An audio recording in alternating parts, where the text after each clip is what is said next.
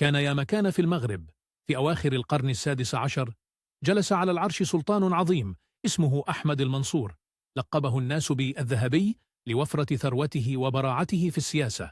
بعد انتصاره في معركة وادي المخازن أرسل جيوشه إلى بلاد السودان، وعاد منها بقوافل محملة بالذهب، حتى صار المغرب من أغنى الممالك في زمنه.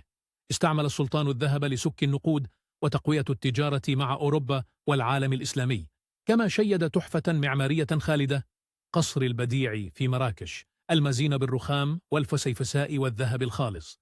لكن مع مرور الزمن نهب القصر وضاعت كنوزه، وبقي اسم أحمد المنصور الذهبي رمزا للمجد والثراء، وشاهدا على أن قوة الملوك ليست أبدية. المجد يصنعه الطموح والعمل، لكن دوام الحال من المحال. تابعونا في الحلقات القادمة من كان يا مكان في المغرب، حكايات تمزج بين التاريخ والأسطورة من تراثنا المغربي.